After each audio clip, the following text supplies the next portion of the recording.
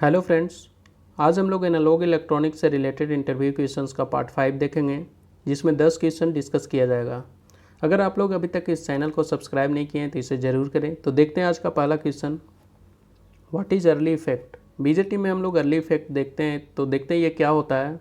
सबसे पहले देखते हैं कि ये नाम अर्ली इफेक्ट क्यों दिया गया है। कि जो साइंटिस्ट इस थेसिस को, मतलब जिस एक्सपेरिमेंट को किए थे और उनके द्वारा ये दिया गया था, तो उन्हीं के नाम पे ये इसका नाम अर्ली इफेक्ट रखा गया। तो अर्ली उनका नाम था, इसीलिए उनके नाम पे ये अर्ली इफेक्ट रखा गया। देखते हैं इसमें क्या होता है कि जैसे हम लोग कलेक्टर और बेस जंक्शन को देखते हैं, तो यहाँ पे ये पॉजिटिव टर्मिनल लिया गया है, ये नेगेटिव है।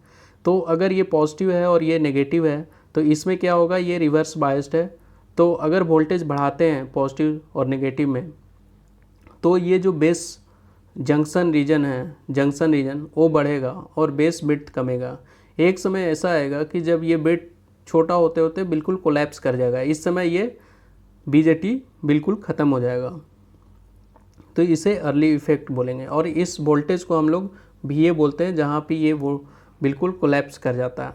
यानी कि जो विड्थ होगा बेस का, वो वेरी करता रहेगा according to voltage of collector to base. अगर ज़्यादा कलेक्टर टू बेस वोल्टेज बढ़ाएंगे तो ये कोलैप्स कर सकता है। देखते हैं next question, what is difference between JFET and MOSFET।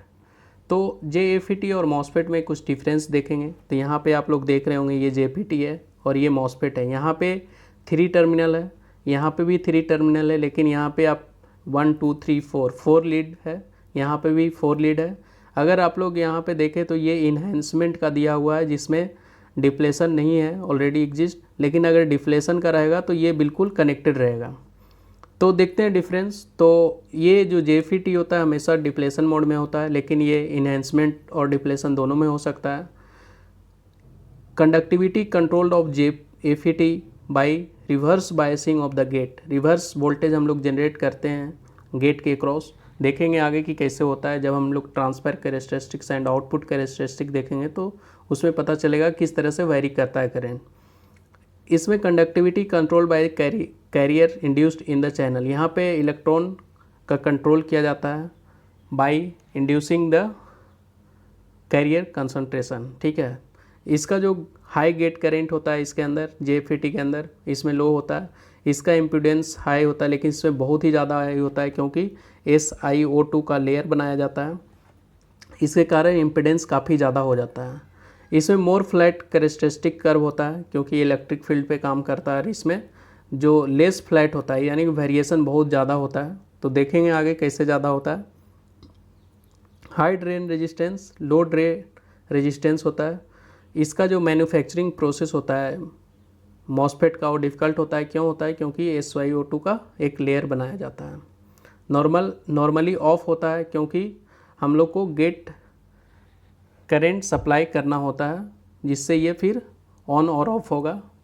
लेकिन ये नॉर्मली ऑन डिवाइस होता है, क्योंकि हमेशा डिप्लेशन मोड में होता है।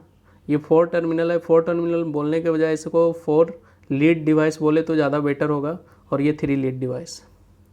देखते हैं next question, what is transfer characteristics. तो ट्रांसफ़र कैरेक्टरिस्टिक क्या होता है कि जब भी कोई रिलेशन आउटपुट और इनपुट के बीच बनाया जाता है, जैसे अगर हम लोग बनाएं BJT का, तो ये IC जो कि आउटपुट हो गया, और VBE जो कि इनपुट होता है।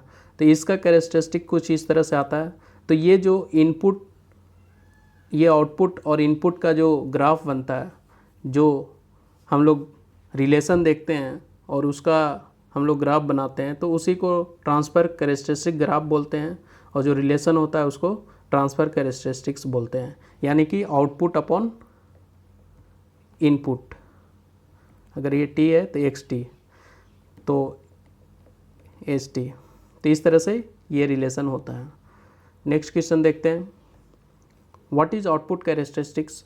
हम लोग BJT FET जब भी पढ़ते हैं तो इनपुट कैरेक्टरिस्टिक्स और आउटपुट कैरेक्टरिस्टिक को ज़्यादा देखते हैं। तो ये आउटपुट कैरेक्टरिस्टिक क्या होता है कि ये हमें वेरिएशन दिखाता है output current versus output voltage. तो अब देखेंगे कि क्या होता है output plot of output current versus output voltage. लेकिन इसमें एक चीज़ ध्यान रखना पड़ता है कि कांस्टेंट इनपुट करंट रखना होता है, क्योंकि अगर इनपुट करंट वेरी करेंगे तो मेरा आउटपुट वोल्टेज भी वेरी करेगा, आउटपुट करंट भी वेरी करेगा। तो जो ये वेरिएशन हम लोग बीजेटी में देखे थे कि जैसे ये आईसी हो गया, मेरा आउटपुट वोल्टेज वीसीई था, तो हम लोग देख रहे थे कि इस तरह से कुछ कुछ ग्राफ आ रहा था, लेकिन ये जो वीबीई था वो वेरी कर रहा था, यानी कि एक कांस्टेंट पे एक ही ग्राफ आएगा लेकिन अलग अलग इनपुट पे अलग अलग ग्राफ आएगा। देखते हैं next question, what is the characteristic of JFET. तो जेएफईटी हमेशा डिप्लेशन मोड में होगा और ये वीजीएस जो है गेट टू सोर्स करेंट वो हमेशा नेगेटिव पे काम करेगा।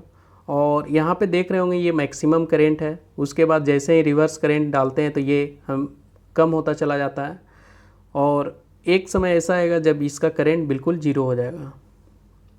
तो ये ग्राफ आप लोग देख रहे होंगे, ये जो रीजन है इसको ओमिक रीजन बोला जाता है, जिसको ट्रायोड भी बोलते हैं, लीनियर रीजन भी बोला जाता है, सैचुरेशन रीजन और ये कट ऑफ रीजन।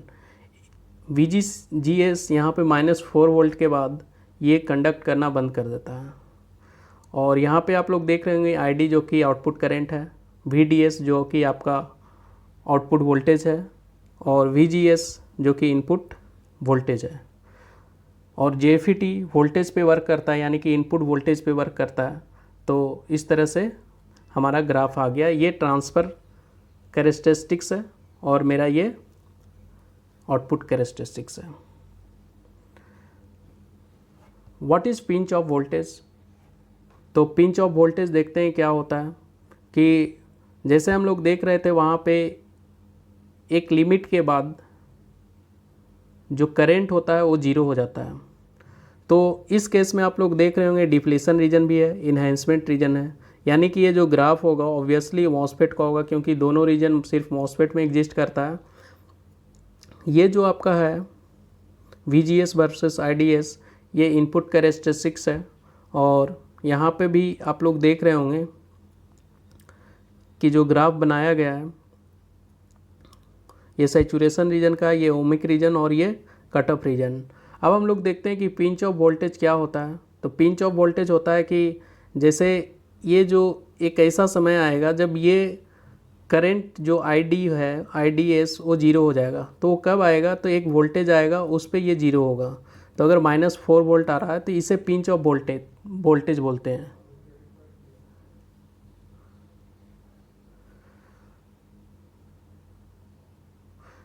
तो what is pinch off voltage of JFET।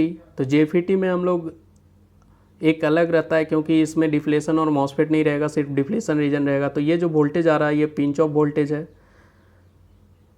जहाँ पे करंट जीरो हो जाएगा। तो ये ऑलमोस्ट जीरो हो जाता है और ये सैचुरेशन रीजन में चला जाएगा। अगर JFET in saturation region defined only gate to source voltage is zero. अगर आप लोग देखें तो यहाँ पे ये मैक्सिमम करंट है, तो ये कब होता है, जब VGS जीरो रहता है। What is pinch voltage, pinch off voltage of MOSFET. तो द गेट और to source voltage at which the entire channel will be depleted of charge carrier is called.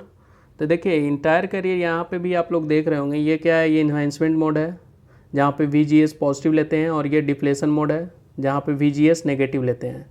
तो आप लोग यहाँ पे देख रहे होंगे बिल्कुल नॉन लीनियर है, यहाँ पे दिखाया गया है थोड़ा लीनियर लेकिन ये नॉन लीनियर होता है। तो ये जो वोल्टेज आता है यहाँ पे जब करंट जीरो हो जाए मॉसफेट के केस में, तो इसे हम लोग pinch off voltage in MOSFET बोलते हैं। What are the region in FET। तो FET में हम लोग जैसे BJT में हम लोग देखते हैं कि कट ऑफ रीजन होता है, सैचुरेशन रीजन होता है, एक्टिव रीजन होता है। उसी तरह से मेनली यहाँ पे ओमिक रीजन होता है जिसको हम लोग लीनियर रीजन भी बोलते हैं या ट्रायोड रीजन भी बोलते हैं। ठीक है, तो इसमें एक सैचुरेशन रीजन होता है और कट ऑफ रीजन होता है।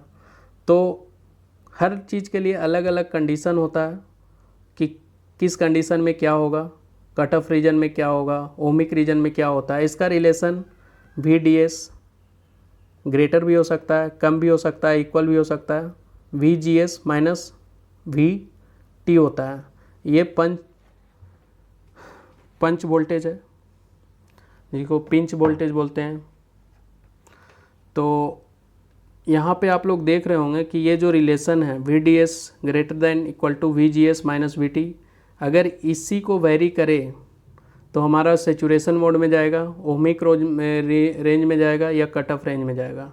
ठीक है, अगर VGS पिंच ऑफ वोल्टेज से कम होता है, यानी कहने का मतलब VGS is less than VT, तो ये कट ऑफ रीजन में होगा। ठीक है, अगर VGS ग्रेटर देन VT है लेकिन ये जो ओवरऑल फंक्शन है लेस देन VDS है, तो ये मेरा सैचुरेशन जोन में होगा। लेकिन अगर ये कंडीशन सेटिस्फाई करता है VDS is greater than equal to VGS minus VT, तो ये लीनियर जोन में आएगा। देखते हैं, एक ब्रेकडाउन रीजन होता है जहाँ पे कि FET ब्रेक हो जाता है। नेक्स्ट क्वेश्चन देखते हैं, which one has higher frequency BJT और FET। तो BJT में फ्रीक्वेंसी कम होता है as compared to FET। FET unipolar device है जबकि BJT बाइपोलर डिवाइस है। इसमें होल और प्लस इलेक्ट्रॉन दोनों रहता है, लेकिन इसमें सिर्फ इलेक्ट्रॉन रहता है। तो इलेक्ट्रॉन का मोबिलिटी बहुत ज़्यादा है, ये यूनिपोलर है। इसमें होल और इलेक्ट्रॉन दोनों होने के कारण इसमें मोबिलिटी कम होता है, यानी कि ये स्लो डिवाइसेस है। लेकिन इसका रेटिंग जो BJT का होता है वो ज़्यादा होता है। मॉसफेट का फ्रीक्वेंसी बहुत हाई होता है, SMPS में इसका यूज करते हैं। Thanks for watching this video. अगर आपको किसी प्रकार का डाउट है या डिस्कस करना चाहते हैं तो आप कमेंट बॉक्स में लिख सकते हैं, उसका रिप्लाई ज़रूर मिलेगा। अगर आप इंटरव्यू रिलेटेड कुछ क्वेरी करना चाहते हैं या पूछना चाहते हैं तो मेरे फेसबुक और ईमेल ID पे कांटेक्ट कर सकते हैं।